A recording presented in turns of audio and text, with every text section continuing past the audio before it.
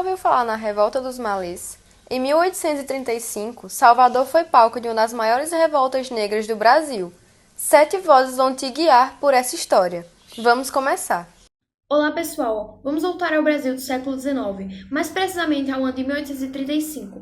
O país ainda era muito jovem como nação independente e após a abdicação de Dom Pedro I, em 1831, vivíamos o chamado período regencial, uma fase marcada por instabilidade, disputas políticas acirradas e fragilidade institucional. O poder estava nas mãos dos regentes, já que Dom Pedro II ainda era uma criança, e nesse período havia um conflito constante entre os chamados liberais e conservadores, entre aqueles que defendiam uma maior autonomia regional e aqueles que queriam um governo central forte.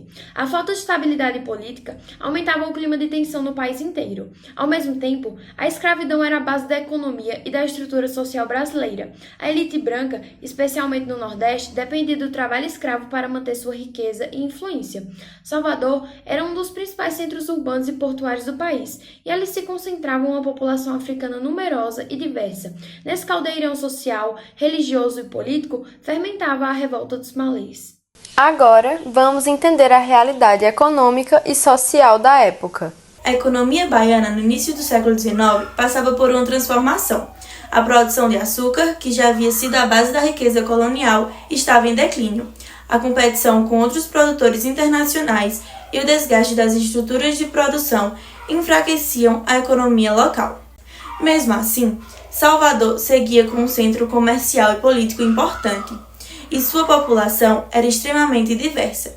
Estima-se que quase metade da população da cidade era composta por africanos, muitos deles muçulmanos, que haviam sido trazidos à força da África Ocidental.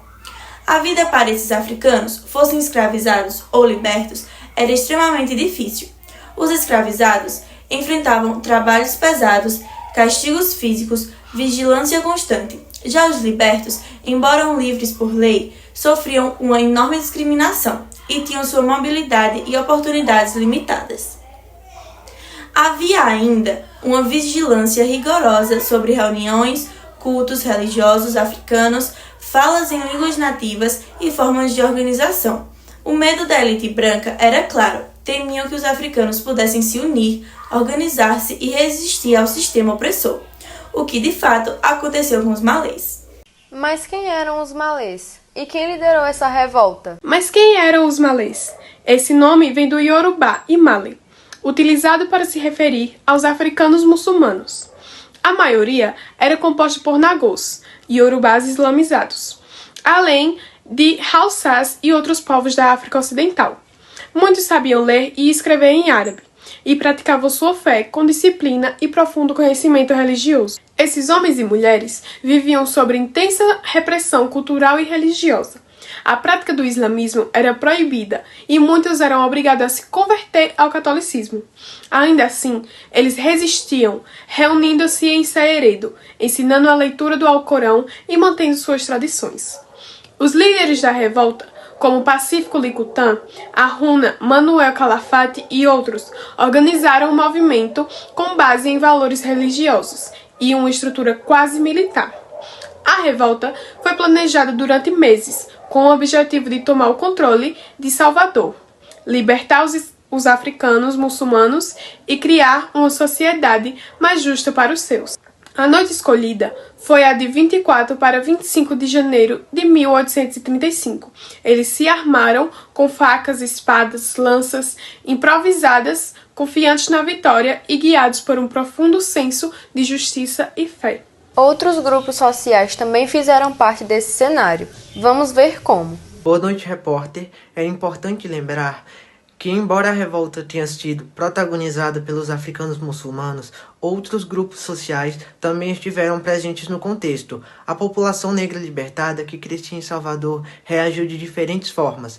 Alguns libertos simpatizavam com a causa Mali, mas temiam as consequências de se envolver. Outros, por pressão ou interesse próprio, acabaram colaborando com as autoridades. Já os escravizados cristãos, em sua maioria, não se envolveram diretamente na revolta. Isso mostra como havia divisões internas importantes dentro da população negra, especialmente relacionadas à origem étnica, religião e posição social.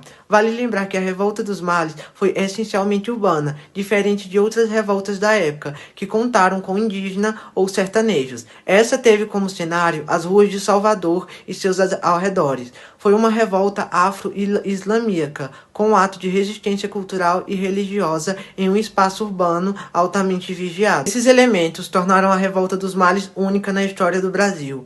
Uma insurreição planejada com base na fé, na inteligência e na articulação de uma população que, mesmo escravizada, se recusava a aceitar a opressão. E como o governo reagiu a essa revolta? A resposta foi dura. Quando a revolta começou, os males conseguiram avançar por algumas ruas de Salvador, atacando soldados e libertando companheiros. Mas a reação do governo foi rápida e violenta. Tropas foram enviadas imediatamente e houve confronto direto. Os revoltosos, embora corajosos e determinados, estavam em menor número e menos armados. Ao amanhecer do dia 25 de janeiro, a revolta havia sido sufocada. O saldo foi trágico, dezenas de mortos, centenas de presos e muitos torturados. O governo do Império respondeu com extrema severidade. Muitos dos envolvidos foram condenados à morte, outros foram deportados para o interior ou enviados de volta à África. Novas leis foram criadas para impedir reuniões de negros, práticas religiosas africanas e o ensino de língua, como o árabe. O Estado viu na Revolta dos Males uma ameaça real ao seu poder. Foi um alerta de que os escravizados podiam se organizar de forma complexa, disciplinada e ideologicamente motivada. A repressão foi não apenas física, mas também simbólica. O Império queria apagar qualquer vestígio da possibilidade de resistência africana. Vamos ver agora o impacto político dessa revolta no Império.